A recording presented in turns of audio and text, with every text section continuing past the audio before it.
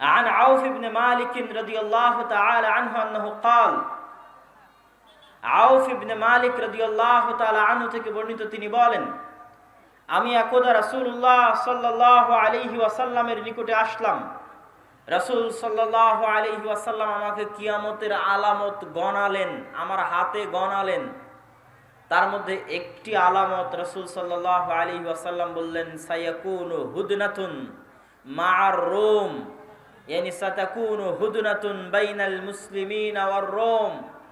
Roman খ্রিস্টানদের সাথে মুসলমানদের একটি চুক্তি হবে, আর রোমান খ্রিস্টানেরা এবং মুসলমানেরা চুক্তিবদ্ধ হয়ে তৃতীয় কমন শত্রুর বিরুদ্ধে যুদ্ধ করবে, তথা রোমান খ্রিস্টানদের শত্রু আর মুসলমানদের শত্রু এক। তৃতীয় কমন শত্রুর বিরুদ্ধে মুসলমানেরা যুদ্ধ করবে। এই যুদ্ধের রোমান খ্রিস্টান এবং মুসলমানেরা বিজয়ী হবে। বিজয়ী হওয়ার পর একজন খ্রিস্টান দাঁড়িয়ে বলবে যে আমরা আজকে বিজয়ী হয়েছি লিহাজা সালিব, এই ক্রুশের কারণে, গলায় ঝুলানো ক্রুশ দেখিয়ে বলবে এটার কারণে আজকে আমরা বিজয়ী হয়েছি। তখন একজন মুসলমানের আঁতে ঘা লাগবে, সে দাঁড়িয়ে উঠে তার ক্রসটা ভেঙে দিবে। যখন ভেঙে দিবে তখন রোমান এবং মুসলমানেরা পরস্পরের বিরুদ্ধে যুদ্ধ করার জন্য দাঁড়িয়ে যাবে। রোমান খ্রিস্টান এবং মুসলমানেরা। সেই যুদ্ধের বর্ণনা রাসূলুল্লাহ সাল্লাল্লাহু আলাইহি ওয়াসাল্লাম হাদিসে বিস্তারিত বর্ণনা করছেন। عن أبي هريرة رضي الله تعالى عنه أنه قال قال رسول الله صلى الله عليه وسلم আবু হুরায়রা রাদিয়াল্লাহু তাআলা আনহু থেকে বর্ণিত তিনি বলেন, রাসূল সাল্লাল্লাহু আলাইহি ওয়াসাল্লাম বলেছেন, লা তাকুমুস সাআহ, কিয়ামত ততদিন পর্যন্ত সংঘটিত হবে না, হাত্তা ইয়ানজিলার রোম বিল আ'মাক আও বিদাবিক, যতক্ষণ না রোমান খ্রিস্টানেরা অবতীর্ণ না হচ্ছে সিরিয়ার আমাক এবং দাবেক নামক জায়গায়। বর্তমান সিরিয়ার হালব নগরী থেকে অনতি দূরে তুরস্ক এবং সিরিয়ার সীমান্তবর্তী অঞ্চলে, বর্তমান তুরস্কের সীমানা এবং বর্তমান সিরিয়ার সীমানা, এই সীমান্তবর্তী অঞ্চলের জায়গার নাম হচ্ছে আমাক এবং দাবেক, এখনো ওই নামই আছে। এই আমাক এবং দাবেক জায়গায় যতক্ষণ না রোমান খ্রিস্টানেরা অবতীর্ণ না হবে মুসলমানদের বিরুদ্ধে, ফায়াখরুজু ইলাইহিম জাইশুম মিনাল মাদিনা, আর তাদের বিরুদ্ধে যুদ্ধ করার জন্য মদিনা মুনাওয়ারা থেকে মুসলমানদের একটি সেনাবাহিনী রওনা হবে। রাসূলুল্লাহ সাল্লাল্লাহু আলাইহি ওয়াসাল্লাম বলছেন, মদিনা মুনাওয়ারা থেকে বের হওয়া সেই মুজাহিদ বাহিনী খেয়ার ও আহলিল আরজ, তৎকালীন বিশ্বের সর্বোত্তম, সবচেয়ে শ্রেষ্ঠ, সবচেয়ে দামি, সবচেয়ে আল্লাহওয়ালা পরহেজগার মানুষ হবে। মদিনা মুনাওয়ারা থেকে ওই দিন যারা বের হবে যুদ্ধের জন্য, সিরিয়ার মাটিতে যুদ্ধ করার জন্য, রাসূলুল্লাহ সাল্লাল্লাহু আলাইহি সাল্লাম বলছেন, খিয়ার ও আহলিল আরজ, তৎকালীন বিশ্বের সর্বশ্রেষ্ঠ আল্লাহওয়ালা পরহেজগার মানুষেরা সেই দিন মদিনা থেকে বের হবে, মদিনা মুনাওয়ারা থেকে বের হবে যুদ্ধের জন্য। যুদ্ধের কথা বর্ণনা করতে গিয়ে রাসূলুল্লাহ সাল্লাল্লাহু আলাইহি ওয়াসাল্লাম বলেন, ফায়ুকাতিলুহুম ফায়ানহাজিমু সুলুসুন লা ইয়াতুবুল্লাহ তাওবাতাহুম আবাদা, ওই দিন মুসলমানেরা তিন ভাগে বিভক্ত হয়ে যাবে। এক ভাগ যুদ্ধের মাঠ ছেড়ে পালিয়ে যাবে, আল্লাহ কোনোদিন এদের তওবা কবুল করবেন না। একদল মুসলমান যুদ্ধের মাঠ ছেড়ে পালিয়ে যাবে, আল্লাহর নবী বলছেন সাল্লাল্লাহু আলাইহি ওয়াসাল্লাম, লা ইয়াতুব, আল্লাহ কোনোদিন তাদের তওবা কবুল করবেন না, আবাদা, কোনোদিন আল্লাহ সুবহানাহু ওয়া তাআলা তাদের তওবা কবুল করবেন না। ওয়ায়ুকতালু সুলুসুহুম, তিন ভাগের এক ভাগ ওই যুদ্ধে মারা যাবে। রাসূলুল্লাহ সাল্লাল্লাহু আলাইহি ওয়াসাল্লাম বলছেন, আফজালুশ শুহাদা ইনদাল্লাহ, আল্লাহর নিকটে সর্বশ্রেষ্ঠ শহীদ বলে গণ্য হবে ওই যুদ্ধে যারা যুদ্ধ করে শাহাদত অর্জন করবে, শহীদ হয়ে যাবে তিন ভাগের এক ভাগ মুসলমান, তারা আল্লাহর দরবারে সর্বশ্রেষ্ঠ শহীদ হিসেবে বিবেচিত হবে। রাসূলুল্লাহ সাল্লাল্লাহু আলাইহি ওয়াসাল্লাম বললেন, ওয়াইফতাতিহুস সুলুস, আর তিন ভাগের এক ভাগ বিজয় লাভ করবে রোমানদের উপরে, তিন ভাগের এক ভাগ বিজয় লাভ করবে রোমানদের উপরে। লা ইফতানুনা আবাদান, এরা কোনো দিন আর কিয়ামত পর্যন্ত ফিতনায় পতিত হবে না, এবং এদের হাত দিয়ে ইয়াফতাতিহুনা কুস্তুনতুনিয়া, কুস্তুনতুনিয়া বিজয় হবে। কুস্তুনতুনিয়া কি? আগের হাদিসেও দেখেছেন আল্লাহর নবী বলেছে বাইতুল মাকদেসের আবাদ হওয়া, মদিনার ধ্বংস হওয়া, মদিনার ধ্বংস হওয়া, মহাযুদ্ধের শুরু হওয়া, মহাযুদ্ধের শুরু হওয়া, কুস্তুনতুনিয়া বিজয় হওয়া, কুস্তুনতুনিয়া বিজয় হওয়া, দাজ্জালের বের হওয়া। কুস্তুনতুনিয়া হচ্ছে আজকের তুরস্কের ইস্তাম্বুল। আজকের তুরস্কের ইস্তাম্বুলকে আরবিতে বলা হয় কুস্তুনতুনিয়া, ইংরেজিতে বলা হয় কনস্টান্টিনিপল। কনস্টান্টিনিপল এবং বর্তমান নাম হচ্ছে ইস্তাম্বুল। তুরস্কের রাজধানী, যদিও আগে রাজধানী ছিল, এখন অফিসিয়াল রাজধানী নয়, অফিসিয়াল রাজধানী আঙ্কারা, কিন্তু তারপরও রাজধানীর মতো মান মর্যাদা যেই শহরের, সেটাই হচ্ছে ইস্তাম্বুল, কুস্তুনতুনিয়া, কনস্টান্টিনিপল।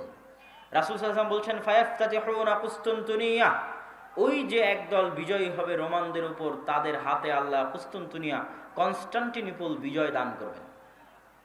ফাবাইনামা হুম ইয়ানকাসিমুনাল গানাইম, যখন এই সমস্ত বিজয়ী মুজাহিদরা গনিমতের মাল বন্টন করবে এবং তাদের তরবারি ঝুলানো থাকবে গাছের সাথে, তখন একজন চিৎকার করে বলবে সাহা ফীহিমুশ শাইতান ইন্নাল মাসীহা ক্বাদ খালাফাকুম ফি আহলিকুম, মাসীহুদ দাজ্জাল বের হয়ে গেছে আর তোমাদের বাড়িতে বাড়িতে মাসীহুদ দাজ্জাল প্রবেশ করতেছে।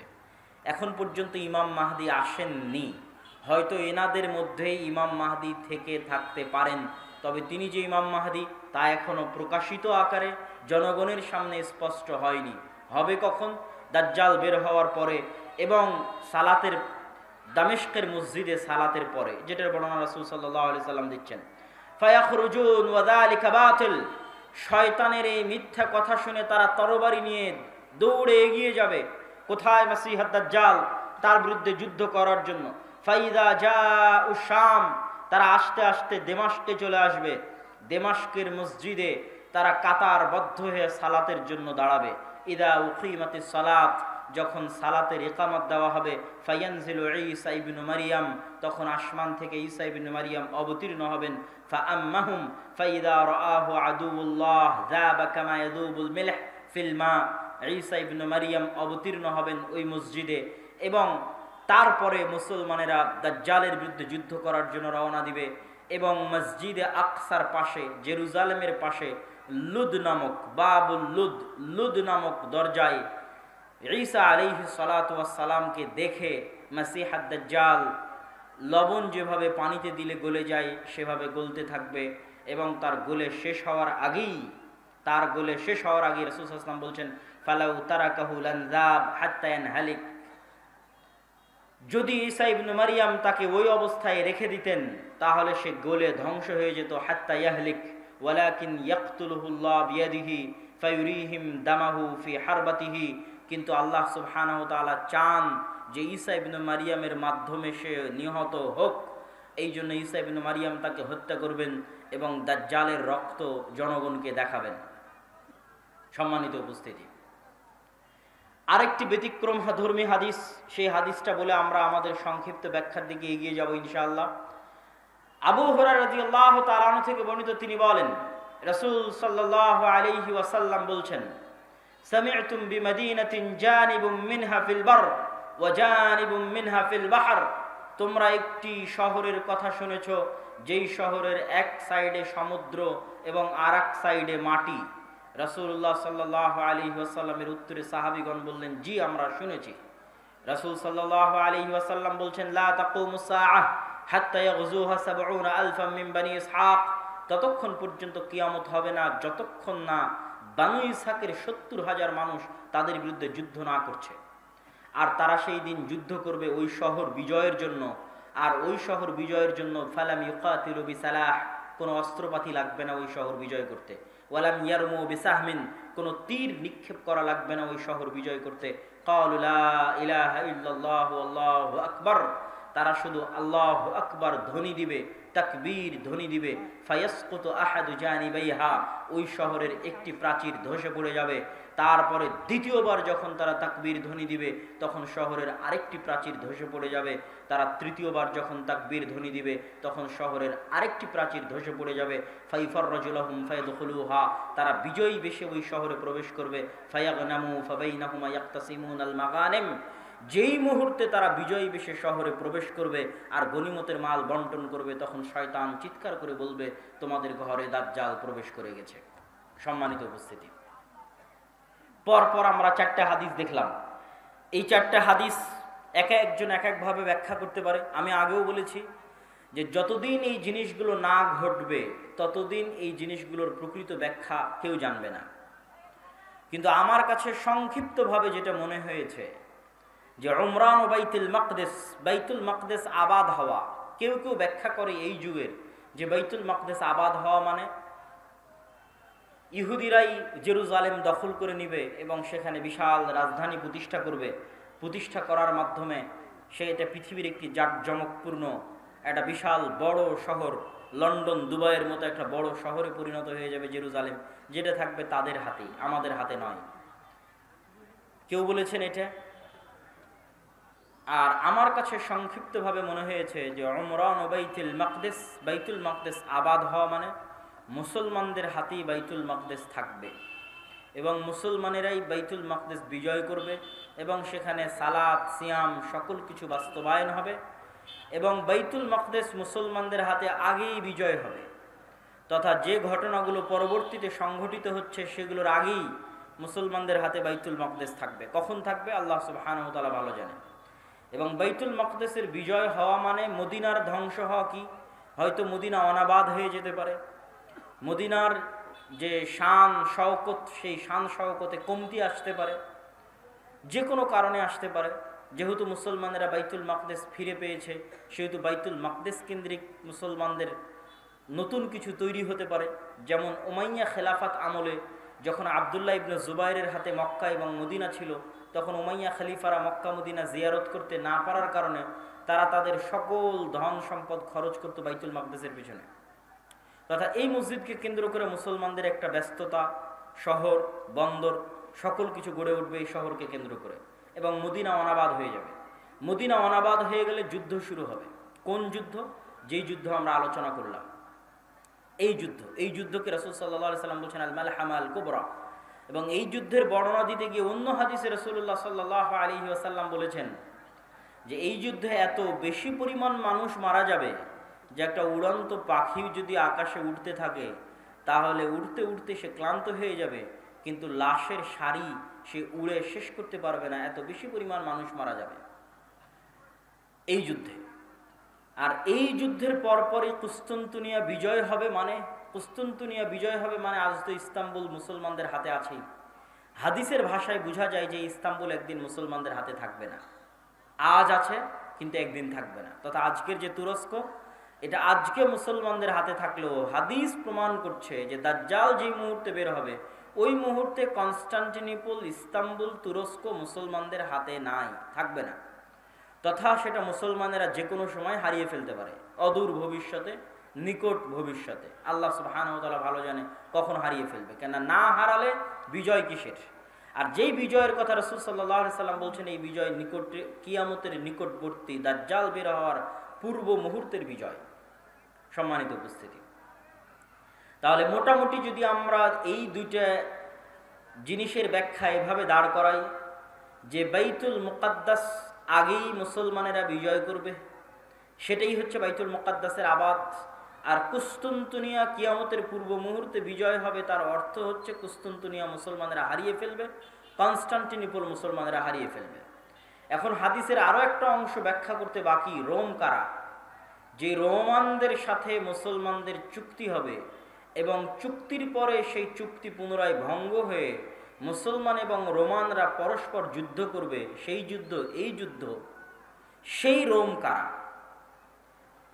এই বিষয়ে মুহাদ্দিসিনে কেরাম এবং মুফাসসিরিনে কেরামের মধ্যে মতভেদ হওয়ার সবচেয়ে বড় কারণ হচ্ছে আল্লাহর নবীর যুগে রোম বলতে যাদেরকে বোঝানো হতো তাদের রাজধানী ছিল কনস্টান্টিনোপল। আল্লাহর নবীর যুগে, মানে যেই সময়ে আল্লাহর নবী এই হাদিস বলতেছেন, ওই সময়ে রোম বলে যাদের বোঝানো হতো তাদের রাজধানী তুরস্কের ইস্তাম্বুল, কনস্টান্টিনোপল। এবং মুসলমানেরা এটা কোনোদিনই বিজয় করতে পারেনি। মুসলমানেরা এটা বিজয় করেছে অনেক পরে, আজ থেকে 500 অথবা 600 বছর আগে। উসমানীয় খেলাফত আমলে মুসলমানেরা বিজয় করেছে। না উমাইয়া খেলাফত আমলে, না আব্বাসী খেলাফত আমলে কোনোদিন বিজয় হয়নি। ক্রুসেডের যুদ্ধ হয়েছে, তখনও মুসলমানরা ইস্তাম্বুল বিজয় করতে পারেনি। মঙ্গোলীয়রা মুসলমানদের বাগদাদে হত্যা করেছে, তখন মুসলমানরা ইস্তাম্বুল বিজয় করতে পারেনি। তারও পরে মুসলমানরা ইস্তাম্বুল বিজয় করেছে 1400 খ্রিস্টাব্দের দিকে, মুহাম্মদ আল ফাতেহ। তো এই জন্য রাসূল সাল্লাল্লাহু আলাইহি ওয়াসাল্লাম যখন রোম শব্দ বলতেছেন হাদিসে মদিনায়, তখন রোম মানে বর্তমান তুরস্কের কনস্টান্টিনোপল, ইস্তাম্বুল। আর তৎকালীন এই রোমে যারা বসবাস করত তারা হচ্ছে অর্থোডক্স খ্রিস্টান। আর আজকে ইতালির যারা রোম, ইতালির রাজধানী রোম, ইউরোপের যারা খ্রিস্টান, আমেরিকার যারা খ্রিস্টান, তারা হচ্ছে ক্যাথলিক খ্রিস্টান। এবং তাদের মধ্যে বিশ্বাসগত এবং আকীদাগত পার্থক্য আছে অনেক বিষয়ে, পদ এবং পদবীগত পার্থক্য আছে, কৃষ্টি কালচার, সামাজিক আচার ব্যবহারগত পার্থক্য আছে। তাহলে রোম বলতে আমরা যদি তৎকালীন রোম ধরি, তথা অর্থোডক্স খ্রিস্টানদের হাতে যখন কনস্টান্টিনোপল ছিল, সেই অর্থোডক্স খ্রিস্টানেরা এখন বসবাস করে রাশিয়ায়। রাশিয়া এবং ইউক্রেনের যুদ্ধের অন্যতম একটা কারণ হচ্ছে ইউক্রেনে ইউরোপিয়ান এবং আমেরিকানেরা ক্যাথলিক খ্রিস্টানের চর্চা বাড়াচ্ছিল, যেটা রাশিয়া কখনোই চায় না যে তার আশেপাশের কোনো দেশে ক্যাথলিক খ্রিস্টানের চর্চা বাড়ুক, কেননা তারা মানে অর্থোডক্স খ্রিস্টান। এবং আমার এর উপর বিস্তারিত ভিডিও আছে ইতিসাম টিভিতে, রাশিয়া এবং ইউক্রেনের উপর, যেখানে এই পয়েন্টে আরও বিস্তারিত ইন ডিটেইলস আলোচনা করা আছে। তাহলে আল্লাহর নবীর যুগের রোম যদি ধর্মীয় দৃষ্টিকোণ থেকে তাদের পরিচয় দেখি, যে আল্লাহর নবী যেই সময়ে হাদিস বলছেন ওই সময়ে রোম বলতে কাদের বোঝা হতো, তাহলে কনস্টান্টিনোপলে যে অর্থোডক্স খ্রিস্টানেরা ছিল তাদেরকে বোঝানো হতো। তারা আজ কোথায় আছে? তারা আজ রাশিয়াতে আছে। এবং রাশিয়া যে যুদ্ধগুলো লড়ে, সেই যুদ্ধগুলোর পিছনে অনেক ধর্মীয় কারণ আছে, যেটাও আমি আমার ওই ভিডিওতে স্পষ্ট আকারে ডকুমেন্টারি আকারে দেখিয়েছি, যে এই যুদ্ধগুলো শুধু বাহ্যিক কোনো কারণে লড়াই করা হয় না, বরং ধর্মীয় কারণে লড়াই করা হয়। যেমন আজকে ইসরায়েল এবং ফিলিস্তিনের যুদ্ধে ইসরায়েল যে যুদ্ধ করতেছে, এটা শুধু বাহ্যিক কোনো কারণ নয়, বরং এর পিছনে ধর্মীয় কারণ আছে, সেটাও বলবো বক্তব্যের শেষের দিকে ইনশাআল্লাহ। আর যদি বলি যে না তারা নয়, তাহলে ইতালির রাজধানী যে রোম, ইতালির রাজধানী রোম মানে আজকের ইউরোপ, আজকের আমেরিকা, যারা আমাদের বিরুদ্ধে ক্রুসেডের যুদ্ধ করার জন্য এসেছিল কয়েক শতাব্দী আগে, বাইতুল মুকাদ্দাস খ্রিস্টানেরা দখল করেছিল, সুলতান সালাহুদ্দিন আইয়ুবী বিজয় করেছিলেন, সেই ক্রুসেডাররা, তাদের সাথে মুসলমানদের চুক্তি হবে, তৃতীয় কোনো পক্ষের বিরুদ্ধে মুসলমানেরা তাদেরকে সাথে করে নিয়ে যুদ্ধ করবে, সেই যুদ্ধে রোমানরা আর মুসলমানেরা বিজয়ী হবে। তারপরে রোমানদের একজন বলবে ক্রুশের কারণে বিজয়ী হয়েছিলাম, এক মুসলমান উঠে ভেঙে দিবে, তখন আবার তারা পরস্পর মুখোমুখি দাঁড়িয়ে যাবে। আর এই যুদ্ধ হচ্ছে মালহামা, যেটা সিরিয়াতে হবে। আজকের যে ফিলিস্তিন, আজকের যে ইসরায়েল, এগুলোও সিরিয়া, আজকের যে জর্ডান, এগুলোও সিরিয়া। সেই যুদ্ধ হবে সিরিয়াতে। আর ওই যুদ্ধে মুসলমানদের হেডকোয়ার্টার হবে গোতা নামক জায়গায়, যে গোতা নামক জায়গাটি হচ্ছে সিরিয়ার রাজধানী দামেস্ক থেকে অনতি দূরে। আর সেই যুদ্ধে রোমানদের হেডকোয়ার্টার হবে আমাক এবং দাবেক নামক জায়গায়, যা বর্তমান সিরিয়া এবং তুরস্কের সীমান্তবর্তী অঞ্চলে এখনও সেই নামে সেই জায়গা পরিচিত এবং জানা যায়। সম্মানিত উপস্থিতি, আজকে দাজ্জালের যে লম্বা হাদিস আছে, সেই লম্বা হাদিস থেকেও দুই একটা পয়েন্ট বলে এই মাটি, এই অঞ্চলের গুরুত্ব বুঝানোর আজকের এই পর্বের আলোচনার আমরা শেষের দিকে চলে যাব ইনশাআল্লাহ। দাজ্জালের হাদিস আপনারা সকলেই জানেন, কিন্তু সেই হাদিসে যে জায়গাগুলোর কথা দাজ্জাল বলেছে, আমরা সেটাই একটু সংক্ষিপ্তভাবে তুলে ধরব। আপনারা তামিম আদ-দারি রাদিয়াল্লাহু তাআলা আনহুর বিখ্যাত হাদিস, যদি শ্রদ্ধেয় শায়েখ আব্দুর রাজ্জাক বিন ইউসুফ তার বক্তব্য শুনে থাকেন, তাহলে শুনতে আরো মজা লাগবে। কিন্তু আমি শুধু ব্যাখ্যা করব যে ওখানে দাজ্জাল যে জায়গাগুলোর কথা বলে, ওই জায়গাগুলো কি এবং কোথায়। তো তামিম আদ-দারি রাদিয়াল্লাহু তাআলা আনহু, তারা নৌকা নিয়ে সফরে বের হয়েছিলেন, 1 মাস সমুদ্রের মধ্যে ঘুরপাক খেতে থেকেছেন। ঘুরপাক খেতে খেতে যখন একটা দ্বীপে গিয়ে ঠেকেছেন, সেই দ্বীপে তাদের সাথে দাজ্জালের সাক্ষাৎ হয়েছে। দাজ্জালের সাক্ষাৎ হওয়ার আগেও একটা বড় অদ্ভুত জন্তু সেখানে দায়িত্ব পালন করছিল। সেই অদ্ভুত জন্তু নিজেকে পরিচয় দিয়েছে যে আমি হচ্ছি গোয়েন্দা, আনাল জাসসাসা। তারপরে সেই অদ্ভুত জন্তু তাদেরকে বলেছে, তোমরা যার কাছে এসেছো তিনি এই দিকে আছে, এগিয়ে যাও। সেখান থেকে এবার আমি আপনাদেরকে এখান থেকে পড়ে শোনাচ্ছি যে ওখানে দাজ্জাল কি বলছে এবং সেই জায়গাগুলো কোথায়।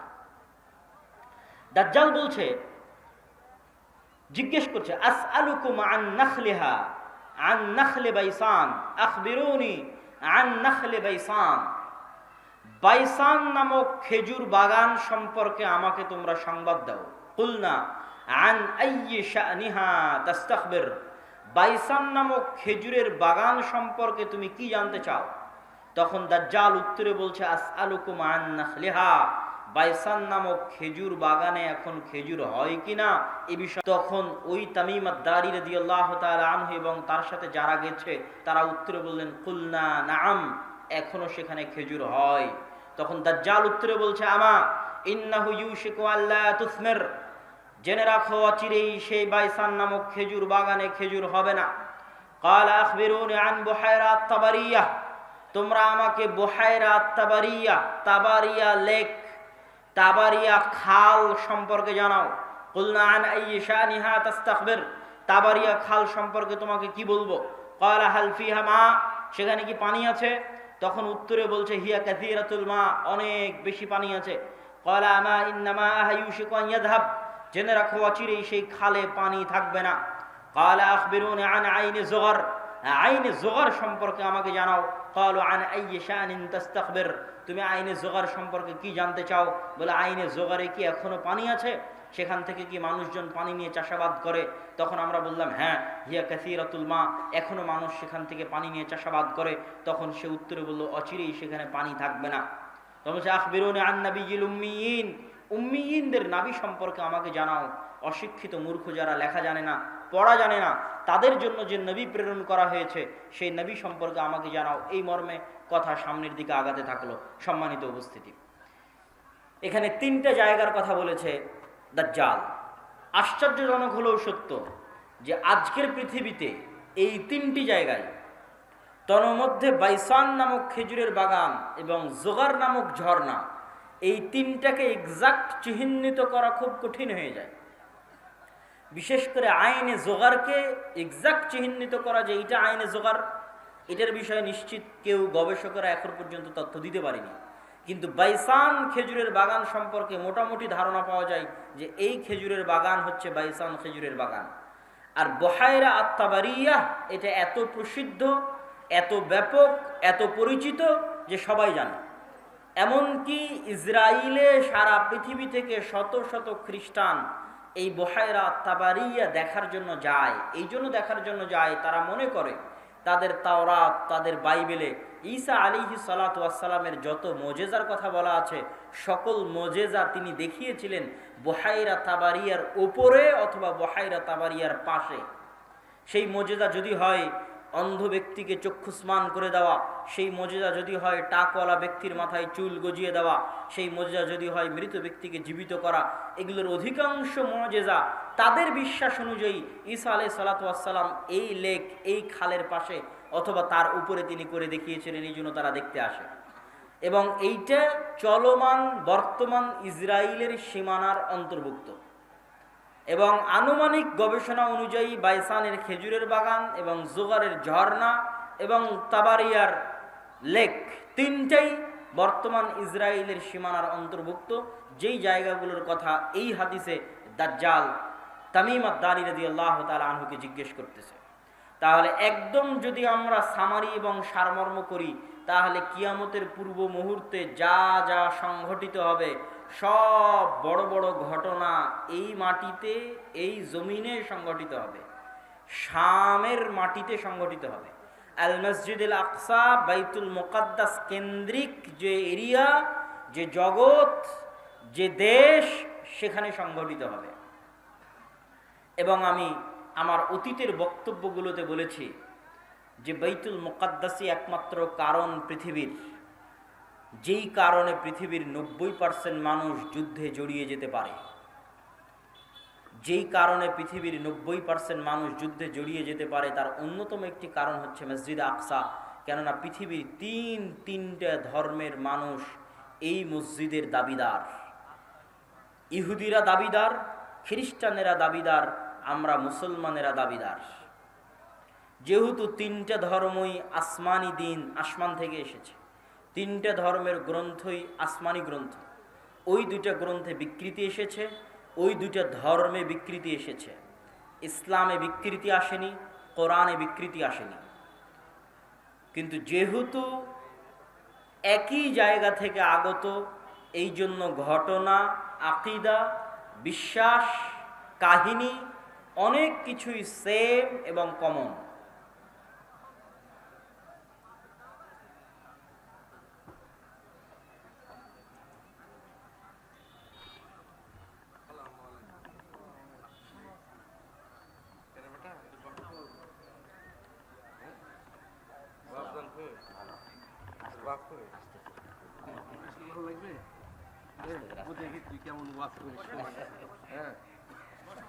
তো সম্মানিত উপস্থিতি, আমরা যে বিষয়ে আলোচনা করছিলাম যে বর্তমান মসজিদে আকসা এবং বর্তমান বাইতুল মুকাদ্দাস পৃথিবীর তিনটা ধর্মের নিকটে পবিত্র স্থান। আর এই পবিত্র স্থান হওয়ার কারণ হচ্ছে এই তিনটা ধর্মই আব্রাহামিক রিলিজিয়ান, সেমেটিক রিলিজিয়ান। এই তিনটা ধর্মই মিল্লাতে ইব্রাহিমের দাবিদার, তথা ইব্রাহিম আলাইহিস সালাতু ওয়াস সালামের হিস্ট্রি, ইতিহাসের সাথে কানেক্টেড। আর সেমেটিক রিলিজিয়ান মানে নূহ আলাইহিস সালাতু ওয়াস সালামের 3 সন্তান তার সাথে নৌকায় উঠেছিলেন। একজনের নাম ইয়াফেস, একজনের নাম হাম, আর একজনের নাম সাম। ইয়াফেসের বংশধরেরা হচ্ছে সাদা চামড়া, ইউরোপ, আমেরিকা, রাশিয়া। সামের বংশধরেরা হচ্ছে সেমেটিক তথা মেটে, শ্যামা, হালকা সাদা, হালকা শ্যামা, হালকা মেটে। India, Pakistan, Bangladesh, Saudi, Kuwait, Qatar, Bahrain, এরা হচ্ছে সামের বংশধর। হাম হচ্ছে আফ্রিকান, টোটাল আফ্রিকান এরিয়া হচ্ছে নূহ আলাইহিস সালামের সন্তান হামের বংশধর। তো পৃথিবীতে আল্লাহ যত নবী পাঠিয়েছেন সকল নবী সামের বংশে পাঠিয়েছেন। সামের বংশে ইব্রাহিম আলাইহিস সালাতু ওয়াস সালাম।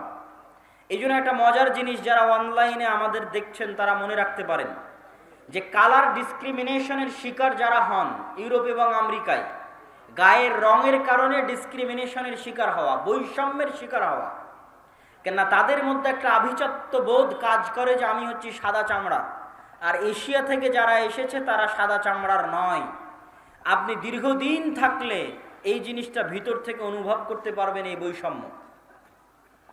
তো এটা আপনারা মজার জিনিস জেনে রাখতে পারেন যে ইউরোপ, আমেরিকা তারা যতই সাদা চামড়ার হোক, তারা যেই নবীকে সম্মান করে, শ্রদ্ধা করে, সেই নবী সাদা চামড়ার ছিলেন না। মানে ঈসা আলাইহিস সালাতু ওয়াস সালাম। ঈসা আলাইহিস সালাতু ওয়াস সালামের গায়ের রং আর আমার নবী মুহাম্মদ সাল্লাল্লাহু আলাইহি ওয়াসাল্লামের গায়ের রং এক, মানে শ্যামা, মেটে, সাদা চামড়ার সাদা নয়। তথা গোটা ইউরোপ এবং আমেরিকার মানুষ যেই নবীর অনুসারী, যেই নবীর মূর্তি তাদের গির্জায় বানিয়ে রেখেছে, যেই নবীর মা মারিয়াম আলাইহা সালাতু ওয়াস সালামের মূর্তি তাদের গির্জায় বানিয়ে রেখেছে, তারা কেউই সাদা চামড়ার ছিলেন না। এই জন্য বলেছি সেমেটিক রিলিজিয়ান। তথা আল্লাহ সুবহানাহু ওয়া তাআলা সামের বংশে সকল নবী দিয়েছে, ইব্রাহিমের বংশে পরবর্তী সকল নবী পাঠিয়েছে। পৃথিবীর তিনটা ধর্ম ইব্রাহিম আলাইহিস সালাতু ওয়াস সালামের মিল্লাতের দাবিদার। এর কিছু কমন উদাহরণ আপনাকে দিই। ইব্রাহিম আলাইহিস সালাতু ওয়াস সালামকে আমরা বলি ইব্রাহিম, তারা বলে আব্রাহাম। ইব্রাহিম আলাইহিস সালাতু ওয়াস সালামের ছেলে ইসহাককে আমরা বলি ইসহাক, তারা বলে আইজাক, আইজাক নিউটন। যিনি আইজাক তিনি ইসহাক। ইসহাক আলাইহিস সালাতু ওয়াস সালামের ছেলেকে আমরা বলি ইয়াকুব আলাইহিস সালাতু ওয়াস সালাম, তারা বলে জ্যাকব। যিনি জ্যাকব তিনি ইয়াকুব। ইয়াকুব আলাইহিস সালাতু ওয়াস সালামের ছেলে ইউসুফ আলাইহিস সালাতু ওয়াস সালামকে আমরা বলি ইউসুফ, তারা বলে জোসেফ। সেন্ট জোসেফ স্কুল মানে Hazrat Yusuf school. There is no difference, কোনো পার্থক্য নাই। যদি আপনি বলেন সেন্ট জোসেফ স্কুল, তাহলে ওরা আপনি যে ইউসুফকে জানেন তাকে উদ্দেশ্য করছে, যে হযরত ইউসুফ আলাইহিস সালাতু ওয়াস সালাম স্কুল। এভাবে আমরা যাকে বলছি দাউদ আলাইহিস সালাতু ওয়াস সালাম, তারা তাকে বলছে ডেভিড। জাস্ট নামের উচ্চারণের পার্থক্য, কিন্তু ঘটনার মধ্যে মিল আছে। আমরা বলছি নূহ, তারা বলছে নোয়াহ। ঘটনার বর্ণনা ধারা বিবরণীতে কিছুটা পার্থক্য আছে, কিন্তু মূল ঘটনাগুলো একই। তথা আদম এবং হাওয়ার যে ঘটনা কোরআনে বর্ণনা করা আছে, কাছাকাছি ঘটনা।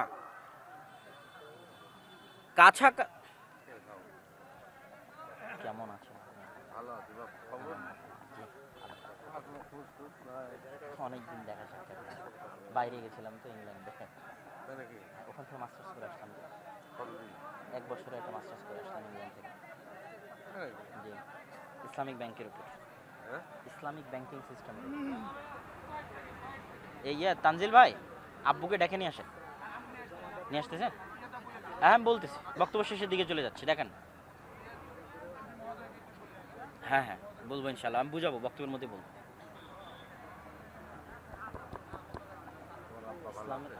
ইসলামিক ব্যাংকিং এবং ইসলামিক ফাইন্যান্সের উপর মাস্টার্স। আমার বুঝে তো মনে হয় না সেরকম সব ইসলামিক ব্যাংকে টাকা নেওয়া ছোট দেখি হাট কাপড় করা।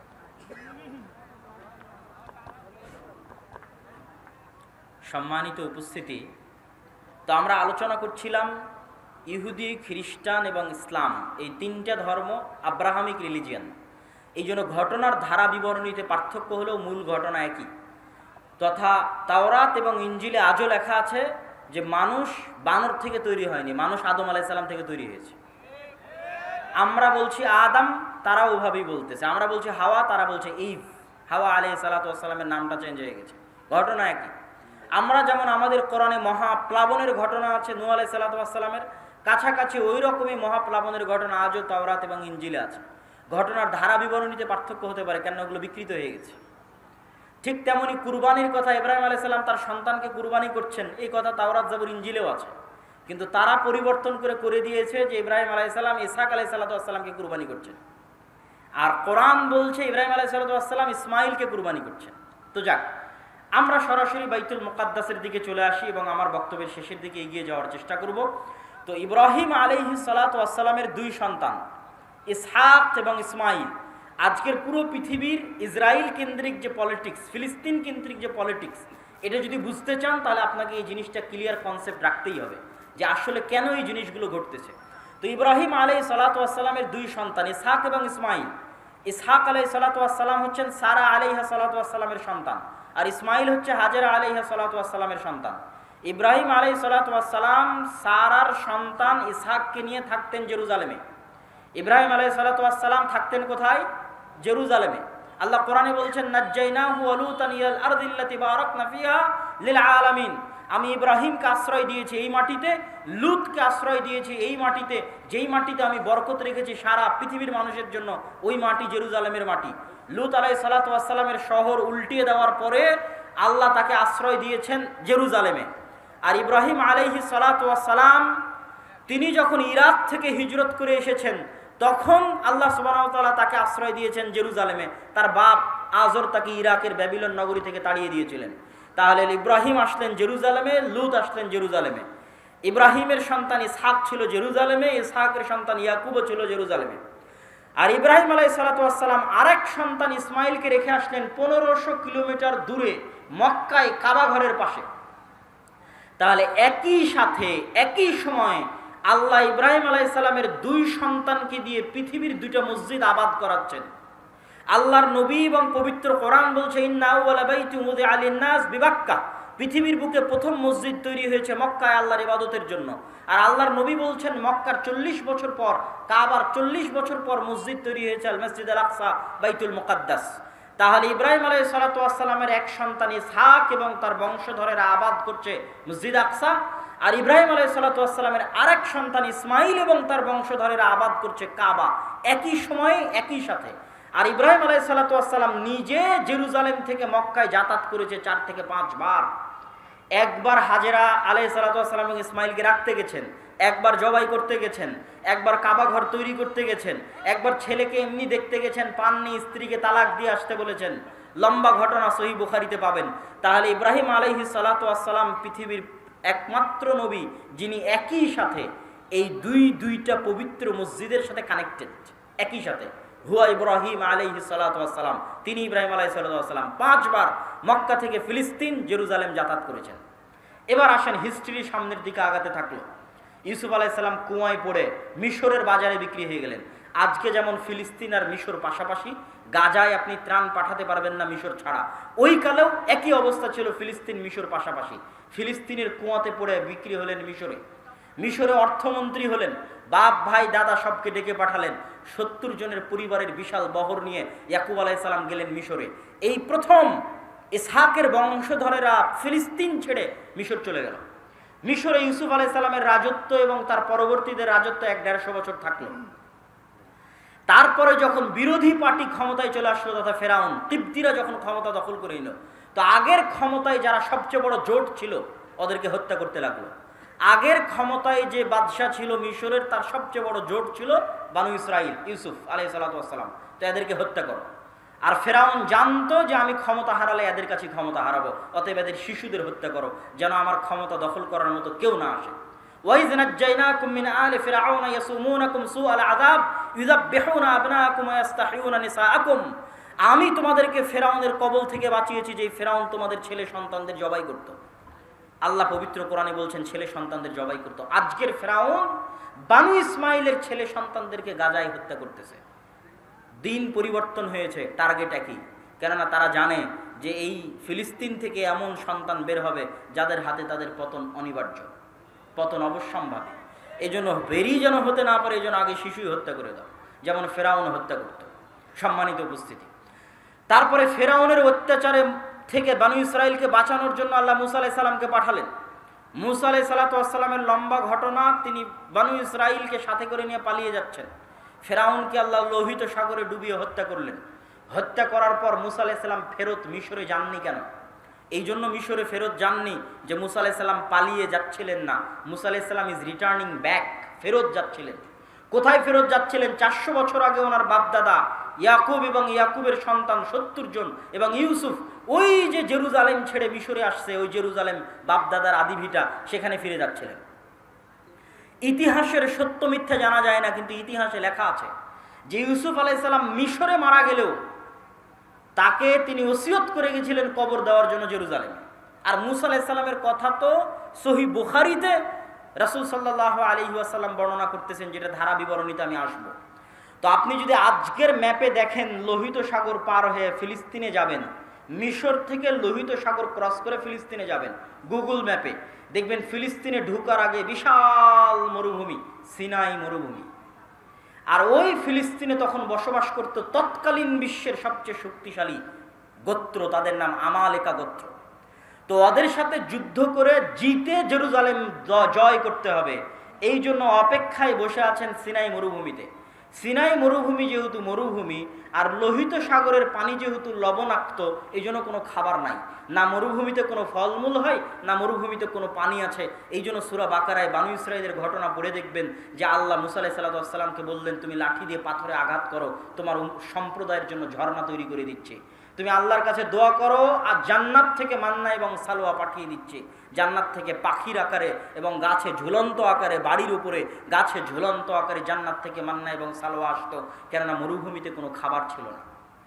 তারপরে মুসা আলাইহিস সালাতু ওয়াস সালাম তাদের নিয়ে জেরুজালেম বিজয় করতে যাবেন মর্মে যুদ্ধের ঘোষণা দিলেন। এরা ছিল নিমক হারাম কওম। আল্লাহর এত বড় নিয়ামত দেখার পরও এরা বলল, ইযহাব আনতা ওয়া রাব্বুকা ফাকাতিলা, মুসা আপনি আর আপনার আল্লাহ গিয়ে যুদ্ধ করেন, আমরা যুদ্ধ করতে পারবো না। বলেন নাউজুবিল্লাহ। এই জন্য মুসা আলাইহিস সালাম জেরুজালেম বিজয় করতে পারেননি। তখন মুসা আলাইহিস সালাতু ওয়াস সালাম আল্লাহর কাছে দোয়া করেছিলেন, যেন আমার লাশ, আমার মৃত্যু যেন জেরুজালেমের এত নিকটে হয় যে একটা ঢিল মারলে, যেন জেরুজালেম থেকে বাইতুল মুকাদ্দাস থেকে একটা ঢিল মারলে আমার কবরে এসে পড়ে। মুহাম্মদ সাল্লাল্লাহু আলাইহি ওয়াসাল্লাম বুখারীর হাদিসে বলছেন, আমি যদি আজ ফিলিস্তিনে থাকতাম তোমাদের দেখাতাম যে কোথায় মুসা আলাইহিস সালাতু ওয়াস সালামের কবর আছে। সম্মানিত উপস্থিতি, তারপরে ধারা বিবরণে আমি সংক্ষিপ্ত আকারে আজকের পর্যন্ত আপনাকে আমি বুঝিয়ে দিচ্ছি। তারপরে ইউশা বিন নুনের মাধ্যমে জেরুজালেম বিজয় হলো। আমার আগের বক্তব্য শুনে দেখবেন আল্লাহ জেরুজালেম বিজয়ের দিন সূর্যকে থামিয়ে দিয়েছিলেন। সূর্যকে থামিয়ে দিয়ে ইউশা বিন নুন জেরুজালেম বিজয় করেছিলেন। তারপরে আস্তে আস্তে আস্তে আস্তে দাউদ এবং সুলাইমান আলাইহিসসালাতু ওয়াসসালাম আসলেন। দাউদ এবং সুলাইমান আলাইহিসসালাতু ওয়াসসালাম পৃথিবীর সবচেয়ে বড় রাজত্ব জেরুজালেমে কায়েম করলেন। সুলাইমান আলাইহিসসালাম দ্বিতীয়বার মসজিদ আকসা নির্মাণ করালেন জিনদেরকে দিয়ে। আর পৃথিবীর অত শক্তিশালী অত বড় রাজত্ব পৃথিবীতে আগে আর কোনোদিন হয়নি, পরেও কোনোদিন হবে না, সেটা কায়েম হলো জেরুজালেমে। তারপর দাউদ এবং সুলাইমানের পরে আস্তে আস্তে চলে আসলেন ঈসা আলাইহিসসালাতু ওয়াসসালাম। ঈসা আলাইহিসসালাতু ওয়াসসালামের মা মারিয়াম কোন মসজিদের খাদেম ছিলেন? মসজিদ আকসার খাদেম ছিলেন। ঈসা আলাইহিসসালাতু ওয়াসসালাম কোন শহরে জন্ম নিয়েছেন? এই জেরুজালেম, এই নগরীতে জন্ম নিয়েছেন। এই জন্যই তো আপনি খ্রিস্টানদের যদি বলেন তোমাদের গোটা দুনিয়া দিয়ে দিব, ইউরোপ আমেরিকা, জেরুজালেম দিব না, তাহলে হবে না। কেননা এখানে তারা যাকে নবী বলে শ্রদ্ধা করছে তার স্মৃতি এই শহরে আছে। ঈসা আলাইহিসসালাতু ওয়াসসালামের স্মৃতি এই শহরে আছে। ঈসা আলাইহিসসালামের আম্মা মারিয়াম আলাইহাসসালাতু ওয়াসসালামের স্মৃতি এই মসজিদে আছে। আর ইহুদিদের স্মৃতি আছে এই যে মুসা, দাউদ, সুলাইমান, তাদের লম্বা স্মৃতি বললাম।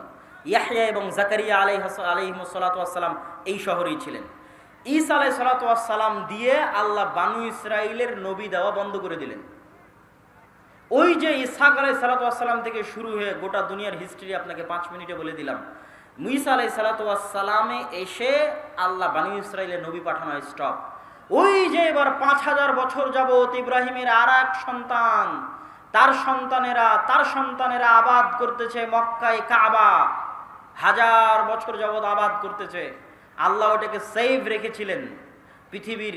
পৃথিবী আল্লাহ সুবহানাহু ওয়া তাআলা কিভাবে ফাংশন করবেন এটা তার পূর্ব পরিকল্পিত, পূর্ব প্ল্যান। সেই ফাংশন করার জন্য ইব্রাহিম আলাইহিসসালাতু ওয়াসসালামের এই সন্তানে মাত্র একজন নবী আল্লাহ সুবহানাহু ওয়া তাআলা পাঠিয়েছেন। তিনি হচ্ছেন আমাদের নবী মুহাম্মদ সাল্লাল্লাহু আলাইহি ওয়াসাল্লাম, যিনি মক্কায় আসলেন। মক্কায় এসে তিনি নবীর দাবি করলেন এবং হেরাক্লিয়াসের দরবারে আবু সুফিয়ানকে জিজ্ঞেস করা হলো যে মুহাম্মদ সাল্লাল্লাহু আলাইহি ওয়াসাল্লামের পূর্বে কি আর কেউ নবী দাবি করেছিল? আবু সুফিয়ান বলল, না, মুহাম্মাদের পূর্বে মক্কায় আর জীবনে কোনোদিন কেউ নবী দাবি করেনি। হেরাক্লিয়াস বলল, যদি বলতে যে তার পূর্বে কেউ নবী দাবি করেছিল তাহলে আমি বলতাম দেখা দেখি নবী দাবি করছে। যেহেতু পূর্বে কেউ নবী দাবি করেনি, অতএব ভাবতে হবে যে মুহাম্মদ সাল্লাল্লাহু আলাইহি ওয়াসাল্লাম কেন নবী দাবি করছেন। তুমি আমাকে বলো, ওই মক্কায় মুহাম্মদ সাল্লাল্লাহু আলাইহি ওয়াসাল্লামের পূর্বে কেউ কি রাজা বাদশাহ ছিল? আবু সুফিয়ান বলছে, না, কেউ তো রাজা বাদশাহ ছিল না। 1000 বছর যাবৎ আমরা জানি না যে এই বংশে এই অঞ্চলে কোনোদিন রাজত্ব ছিল, বরং আজীবন এরা রোমান এবং পারস্য এম্পায়ারের অধীনে তাদের জীবন কাটেছে। ওখানে কোনোদিন রাজত্ব তৈরি হয়নি, মক্কা কেন্দ্রিক কোনো রাজত্ব তৈরি হয়নি। তখন বলছে, তাহলে তো অবশ্যই ভাবতে হয়, যদি তুমি বলতে এখানে কোনোদিন রাজা ছিল তাহলে আমি বলতাম যে বাপের দেখা দেখি, বাপদাদার সম্পত্তি, বাপদাদার রাজত্ব ফিরে পাওয়ার জন্য এখন নিজে নবুয়তের দাবি করছে। যেহেতু মক্কা কেন্দ্রিক কোনোদিন রাজত্ব তৈরি হয়নি, মক্কায় কোনোদিন কেউ নবী দাবি করেনি, আবার তোমরা বলছো যে ওখানে ইব্রাহিমের সুন্নাত পাওয়া যায়। মানে হেরাক্লিয়াস স্বপ্নে দেখেছিল আরবদের মধ্যে যারা খাতনা করে। হেরাক্লিয়াস সব পাদ্রীদের ডেকে বলছে, কারা খাতনা করে? পাদ্রীরা বলল, শুধু ইহুদিরা খাতনা করে। বললাম, না, আমি স্বপ্নে দেখেছি আরবদের মধ্যে কারা খাতনা করে। আরবদের মধ্যে কেউ খাতনা করে আমি তো জানি না। তখন আবু সুফিয়ানকে ডেকে নিয়ে এসে জানা গেল মক্কার কুরাইশরা যুগ যুগ ধরে খাতনা করে আসতেছে। কেন? মক্কার কুরাইশদের আদি পিতা তো ইসমাইল আলাইহিসসালাতু ওয়াসসালাম, যিনি ইব্রাহিমের সন্তান। এটা ইব্রাহিমের সুন্নাত, মিল্লাতে ইব্রাহিমের সুন্নাত। সম্মানিত উপস্থিতি, এই জায়গায় হলো সুপারিয়রিটিতে ধাক্কা। ইহুদি এবং বানু ইসরাইলের যে সুপারিয়রিটির থিওরি, পৃথিবীর মাত্র 2টা জাতি এত ভয়ঙ্কর সুপারিয়রিটিতে বিশ্বাস করে যা পৃথিবীর আর কোনো জাতি বিশ্বাস করে না। একটা ব্রাহ্মণ আর একটা ইহুদি। হিন্দুদের মধ্যে যে 4টা গ্রুপ আছে তার মধ্যে একটা হচ্ছে ব্রাহ্মণ। তারা বিশ্বাস করে যে তারা হচ্ছে খোদার মাথা থেকে, তাদের প্রভুর মাথা থেকে সৃষ্টি হয়েছে, এই জন্য তাদের সম্মান মর্যাদা সবার উপরে, বাকি সব তাদের গোলাম। শূদ্র বৈশ্য ক্ষত্রিয় যা আছে সব তাদের গোলাম। আর এরা বিশ্বাস করে যারা আল্লাহর সন্তান, বলেন নাউজুবিল্লাহ। এরা বিশ্বাস করে এরা আল্লাহর সন্তান এবং এদের সবচেয়ে বড় গর্ব হচ্ছে যে ইব্রাহিমের সন্তান, ইসহাকের বংশধর। যদিও আজকের আধুনিক বিশ্বে কোনো প্রমাণ নাই যে চলমান ইসরায়েলে যারা বসবাস করছে এরা ইব্রাহিম আলাইহিসসালাতু ওয়াসসালামের ব্লাডলি কানেক্টেড। কি জন্য প্রমাণ নাই? আমার আগের আলোচনা থেকেই দলিল পেয়ে যাবেন। আগের আলোচনায় বলেছি ইব্রাহিম আলাইহিসসালাতু ওয়াসসালাম নূহের সন্তান সামের বংশধর, না নূহের সন্তান হামের বংশধর, না নূহের সন্তান ইয়াফিসের বংশধর? কি বক্তব্য শুনলেন? কার বংশধর? সামের বংশধর। আর সেমিটিকদের গায়ের কালার কীরকম হয়? সেমিটিকদের গায়ের কালার হচ্ছে মেটে, শ্যামা, সাদা চামড়া তো ইয়াফেস। তাহলে ইউরোপ এবং আমেরিকার গায়ের চামড়া, গায়ের কালার নিয়ে এসে ফিলিস্তিনে বসে দাবি করবা যে তুমি ইসাক আলাইহিসসালামের বংশধর, ইয়াকুব আলাইহিসসালামের বংশধর, দিস ইজ ইম্পসিবল। এটা হতেই পারে না, অসম্ভব। অন্তত গায়ের চামড়াই তো মিলতে হবে, গায়ের রঙে তো মিলতে হবে। এই জন্য কোনো ঐতিহাসিক ডকুমেন্ট নাই যে তারা তার সন্তান, কিন্তু দাবি করে। তো ওই দাবির ভিত্তিতে আমরা আলোচনা করতেছি যে তাদের যে সুপারিয়রিটি থিওরি, যে আমরা আল্লাহর সন্তান এবং আমরা ইব্রাহিম আলাইহিসসালামের অমুক সন্তানের পরবর্তী বংশধর, এই জন্য আমাদের জন্য দয়া, আমাদের জন্য রহমত, আর বাকি পৃথিবীর সব গোলাম। সবকে যদি আমরা মেরে হত্যা করি তবুও কোনো পাপ হবে না। ভাই এটা বিশ্বাস করে, আল্লাহর কসম করে বলছে এটা বিশ্বাস করে, না হলে এত নিষ্ঠুর হওয়া মানুষের জন্য সম্ভব নয়। আপনি যখন বিশ্বাস করবেন যে এই সমস্ত মানুষকে হত্যা করলে আমার গুনাহ হবে না, তখনই আপনি এত নিষ্ঠুর হতে পারবেন। যে গত 10 দিনে আপনি 9-10,000 মানুষকে হত্যা করছেন, কিন্তু আপনার অন্তর কাঁপে না। কেন কাঁপে না? আপনি তো বিশ্বাসই করেন না যে গুনাহ হবে। ওই যে সুপারিয়রিটি থিওরি, সারা পৃথিবীর সব মানুষকে যদি হত্যা করে দেওয়া হয় তবুও তাদের দৃষ্টিতে তারা গুনাহগার হবে না, কেন? তারা হচ্ছে আল্লাহর সন্তান আর বাকি সব হচ্ছে গোলাম। এই হচ্ছে তাদের বিশ্বাস। এই সুপারিয়রিটি থিওরিতে সবচেয়ে বড় ধাক্কা দিয়েছে মুহাম্মদ সাল্লাল্লাহু আলাইহি ওয়াসাল্লাম। কেন? মুহাম্মদ সাল্লাল্লাহু আলাইহি ওয়াসাল্লাম বললেন আমি ইব্রাহিমের বংশধর। কথা কি আমার বুঝতে পারছেন? মুহাম্মদ সাল্লাল্লাহু আলাইহি ওয়াসাল্লাম ইব্রাহিমের সন্তান ইসমাইলের বংশধর, বানু ইসমাইল। আর তারাও জানতো যে আরবে শেষ নবী আসবে। এই জন্য ঈসা আলাইহিস সালামের মৃত্যুর পরে অনেক ইহুদি মদিনায় চলে গেছিল। বানু কুরাইজা, বানু কাইনুকা, বানু নাজির সবগুলো চলে গেছিল মদিনায়। তারা অপেক্ষা করছিল তাদের মধ্যে শেষ নবী আসবে, আরবে আসবে, তাদের বংশে আসবে। কিন্তু যখন দেখলো না তাদের বংশে আসলো না, মুহাম্মদ সাল্লাল্লাহু আলাইহি ওয়াসাল্লাম বানু ইসমাইলের বংশে শেষ নবী দাবি করলো, তাহলে মুহাম্মদ সাল্লাল্লাহু আলাইহি ওয়াসাল্লাম দুই দিক থেকে তাদের সুপারিয়রিটিতে আঘাত করলেন। এক, তুমি রক্তে যতই দাবি করো তুমি ইব্রাহিমের বংশধর, তা আমি মুহাম্মদও দাবি করছি আমি ইব্রাহিমের বংশধর, আমি ইসমাইলের বংশধর। অতএব রক্তে আমার উপর তোমার কোনো প্রাধান্য আর থাকলো না। শেষ, আমার উপর তোমার প্রাধান্য রক্তে থাকলো না। এই জিনিসটা তারা বুঝে গেল। এবং তারা এটাও বুঝে গেল যে মুহাম্মদ সাল্লাল্লাহু আলাইহি ওয়াসাল্লামের কওমের জন্য আল্লাহর পক্ষ থেকে তাদের কিতাবে বর্ণিত যত ওয়াদা, যত রহমত, যত বরকত, সব রহমত, সব বরকত এবার মুহাম্মদ সাল্লাল্লাহু আলাইহি ওয়াসাল্লাম এবং তার উম্মতের জন্য আসবে। এই জন্য তাদের পৃথিবীতে সবচেয়ে বড় শত্রু হচ্ছে ইসলাম এবং মুসলমানেরা। দুইটা কারণে। অন্যদেরকে তো ওরা বিশ্বাসই করে না যারা ইব্রাহিমের বংশধর। অন্তত তাদের কিতাবে তো ইব্রাহিমের আরেক সন্তান ইসমাইলের নাম লেখা আছে, যে ইব্রাহিমের আরেক সন্তান ইসমাইল। এবং তারা এটা বিশ্বাস করে যে আরবরা হচ্ছে ইসমাইলের বংশধর। এই জন্য এটা হলো তাদের সবচেয়ে বড় ভয়ের কারণ, যে তাদের সুপারিয়রিটি থিওরিতে আঘাত করেছে ইসলাম এবং মুসলমানেরা। সম্মানিত উপস্থিতি, আজকের এই জেরুজালেমে যে ভয়াবহ অবস্থা তৈরি হয়েছে, এই ভয়াবহ অবস্থার পিছনে কারণ কি? আগের যুগের অনেক ইতিহাস আমি অন্য বক্তব্যে আলোচনা করেছি। আজকের এই ভয়াবহ অবস্থা তৈরি হওয়ার পিছনে কারণ আমার ছোট্ট গবেষণায় ঔপনিবেশিক শাসনামল, কলোনিয়াল সিস্টেম, আরবিতে বলে ইস্তেমার। আমরা যারা আজকে এই দেশে বসবাস করছি, যারা আপনারা সামনে বসে আছেন, 1935-1937 সালের আগে আপনাদের বাপদাদারা জমির মালিকই ছিল না। আপনি আজকে যে জমির দলিল নিয়ে দাবি করছেন এই জমি আমার, এই দাবি 35-37 আগে এই অঞ্চলের মানুষ করতে পারত না। কেননা আমাদের বাপদাদারা 190 বছর ছিল ব্রিটিশদের গোলাম, তথা আমরা ছিলাম কলোনি, ব্রিটিশের কলোনি। এই জন্য 190 এবং 200 বছর গোলামি করতে করতে আমাদের রক্তের মধ্যে গোলামি ঢুকে গেছে। আর এই দেশ ছেড়ে যখন ব্রিটিশরা গেছে, 3টে দেশে ভাগ করে গেছে, ভারত, বাংলাদেশ, পাকিস্তান। ঠিক সারা পৃথিবীর প্রায় মুসলিম দেশই কোনো না কোনো ইউরোপিয়ান কান্ট্রির কলোনি ছিল। আর এই কলোনিয়াল সিস্টেম কতটা ভয়ঙ্কর ছিল এটা ইউরোপ সফর না করলে আমি বুঝতে পারতাম না। ফ্রান্সের রাজধানী প্যারিসে আইফেল টাওয়ারের সামনে রাত 12টা-1টার সময় যতজন বিড়ি খাচ্ছে, সিগারেট খাচ্ছে, সব হচ্ছে মুসলমানের সন্তানেরা। কোন দেশের মুসলমানের সন্তানেরা? যেই দেশ ফ্রান্স শাসন করত। ফ্রান্সের কলোনি ছিল আফ্রিকার বহু অঞ্চল। আজ বহু অঞ্চল বিদ্রোহ করতেছে, নাইজার, আলজেরিয়া, বহু অঞ্চল বিদ্রোহ করতেছে ফ্রান্সের বিরুদ্ধে। তো ওই সমস্ত অঞ্চলগুলো কলোনি ছিল। ভাগ্যিস ভালো যে ব্রিটিশরা আমাদেরকে মোটামুটি একটা স্বাধীনতা দিয়ে গেছে। ফ্রান্স অতটুকু স্বাধীনতা দেয়নি। ফ্রান্স বলেছে তোমার রিজার্ভ ব্যাংকের টাকা আমার ব্যাংকে থাকবে, তুমি কোনো অস্ত্র কিনতে পারবে না আমার কাছে ছাড়া, তুমি বৈদেশিক কোনো চুক্তি করতে পারবে না আমার অনুমতি ছাড়া। অথচ নাকি স্বাধীন। এভাবে তারা স্বাধীনতা দিয়ে এসেছে। কলোনিয়াল সিস্টেম ভয়ঙ্কর। তো ঠিক আজকের যেই শাম, আজকের যেই ফিলিস্তিন, ইসরায়েল, জর্ডান, লেবানন, কাতার, দুবাই, বাহরাইন, এগুলো আজ থেকে 50-60 বছর আগে ছিলই না।